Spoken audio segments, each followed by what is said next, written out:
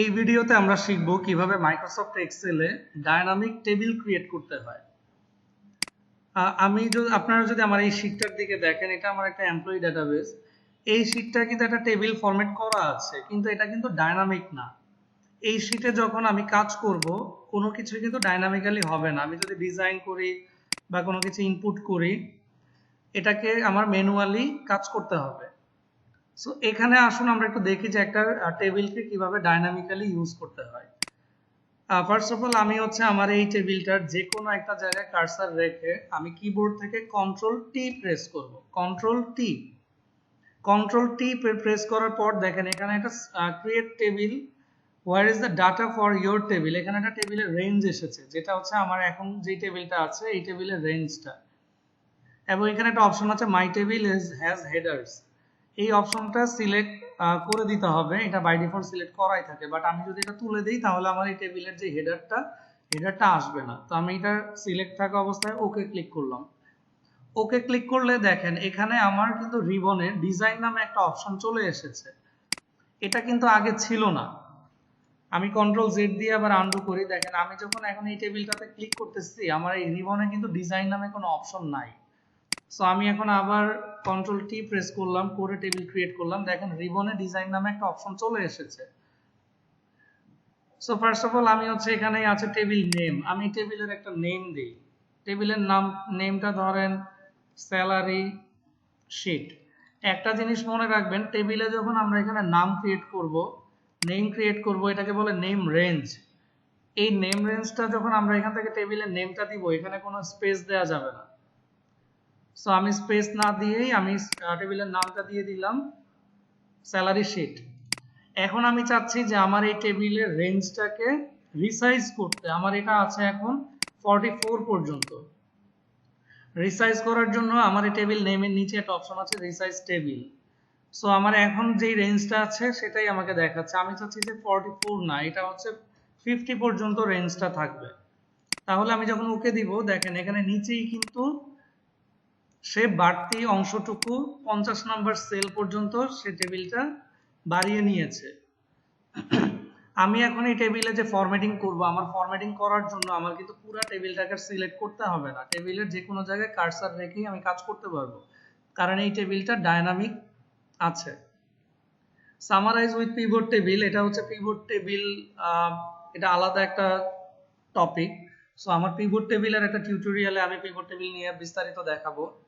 Remove duplicates, আমি যদি এখন রিমুভ ডুপ্লিকেটস এ ক্লিক করি এবং এখানে রেঞ্জটা সিলেক্ট করে দেই যে আমার কোন কোন সেলে কোন কোন কলামে সে সার্চ করবে যে কোনো ডুপ্লিকেট ভ্যালু আছে নাকি। আমি চাচ্ছি যে আমার পুরো কলামটাই সে সার্চ করবে।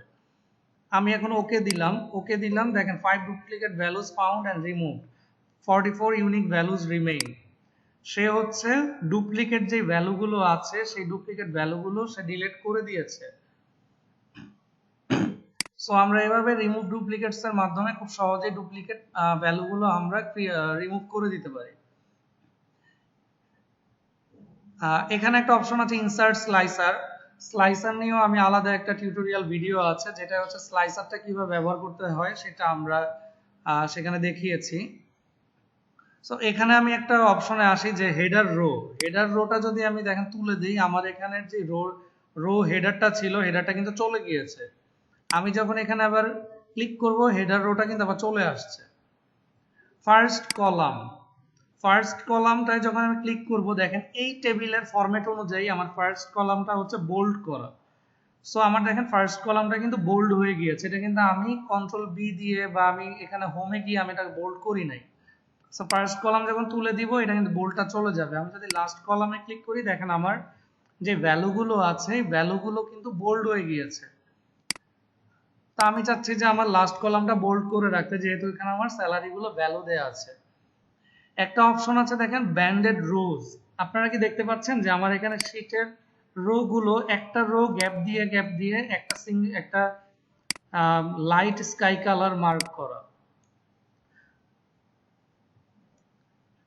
দ্যাট মিন্স আমার 2 number rota white colour, 3 number rota light blue colour, 4 number rota white colour, পরেরটা লাইট ব্লু কালার। এগুলাকে বলা হয় ব্যান্ডেড রোজ।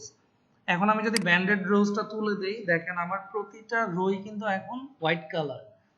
এখন আমি যখন আমার ব্যান্ডেড রোজ দিব, আমার একটা রো গ্যাপ দিয়ে তারা দুইটা কালার ইউজ করতেছে। আমি এখন ব্যান্ডেড রোটা তুলে দিয়ে ব্যান্ডেড কলামস দিলাম, দেখেন আমার ফার্স্ট কলামটা লাইট ব্লু কালার, সেকেন্ড কলামটা হোয়াইট, থার্ড কলামটা লাইট ব্লু কালার, ফোর্থ কলামটা হোয়াইট। সো এটা হচ্ছে ব্যান্ডেড রোজ অ্যান্ড কলামস এর কাজটাই হচ্ছে এটা, যে আমার একটা রো বা একটা কলাম গ্যাপ দিয়ে সে কালার ইউজ করবে। আমি যদি দুইটাতেই সিলেক্ট করে রাখি তাহলে এটা রো এবং কলামের কম্বিনেশনে সেই কাজটা করবে। সো এটা আমার কাছে হচ্ছে ব্যান্ডেড কলামসটা দিলেই দেখতে ভালো লাগে, চোখের উপর প্রেসার কম পড়ে। সো আমি এটাকে এভাবে রাখতে পারি। এখন একটা অপশন দেখাই, দেখেন আমার কিন্তু এখানে টোটাল কোনো কিছু নাই। আমি যদি এখানে টোটাল রোতে সিলেক্ট করি, দেখেন আমার একদম লাস্ট কলামে সে লাস্ট সেলে কিন্তু সে টোটালটা করে ফেলেছে, সাব টোটাল করে ফেলেছে। এখন ধরেন আমি এখানে একটা ইনপুট দেই, শাহরিয়ার রহমান। সো আমি এখানে ডু দিয়ে দেই, সে এক্সিকিউটিভ, সে হচ্ছে ঢাকা, তার স্যালারি ধরেন হচ্ছে 3 লাখ। সো আমি এখানে 44 দিয়ে দিলাম। দেখেন এটা কিন্তু অটোমেটিক্যালি ইনপুট গুলো ভ্যালুগুলো কিন্তু প্লাস মাইনাস করে নিচ্ছে। সো আমি চাচ্ছি যে এখন আমার এই টেবিলের ডিজাইন চেঞ্জ করতে। দেখেন এখানে অনেকগুলো ডিজাইন আছে। আমি এখন একদম নিচেরটায় ডাউন অ্যারোতে ক্লিক করলাম, আমি হচ্ছে যেই সেলটায় কার্সার নিচ্ছি, দেখেন আমাকে ডিজাইনের স্যাম্পল দেখাচ্ছে। তো আমি কিন্তু চাইলে এখান থেকে আমার পছন্দ মতো বিভিন্ন রকমের ডিজাইন আমি নিয়ে নিতে পারি। সো আমি চাচ্ছি